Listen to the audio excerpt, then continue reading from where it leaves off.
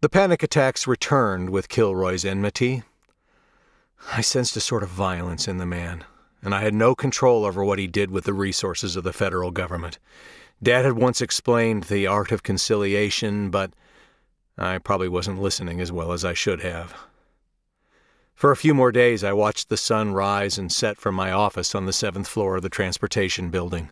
I stayed at my desk late into the night, wading through tall stacks of files and documents dealing with railroad law, federal transportation funding, labor negotiations, public bidding law, even the First Amendment.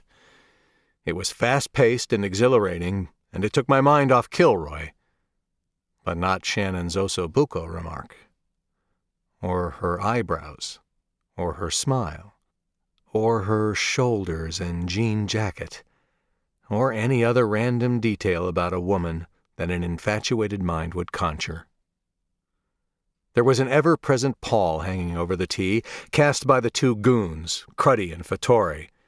Pit bulls, the chairman called them, with affection. They ran roughshod over everyone they came across. I hated to pay either of them a compliment, but they were pretty good at it. Every one of the senior managers seemed to suffer from some sort of physical ailment brought about by the anxiety of not knowing if or why they might get fired. Everyone but me, whom they couldn't fire, so I had taken to calling the two of them Mutt and Jeff. They heard about that and put a big target on my back. I could be such an idiot sometimes. But hey, what was the point of doing your job if you couldn't have a sense of humor too? So I just put my head down and kept on working, and thinking about that woman. Christ, hadn't I given her enough time to take the first step? After months of agonizing about it, I decided to put the Cape House on the market and get a place in the city. The drive back and forth wasn't doing my back any good, and as often as the solitude was comforting, it was depressing. So I'd sell the place and give the dough to Kate. Since Mom and Dad died, I sure didn't need the money. And then I'd buy a condo in the South End or someplace.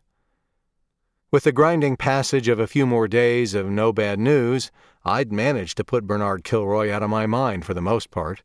I'd even entertained the thought that it had blown over.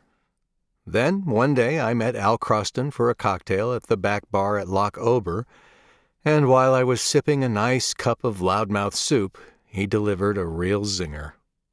"Congratulations," he said, laden with sarcasm. "What?" I asked, sipping frigid gin. "I've just received word from a source inside the Justice Department that you are the target of a grand jury."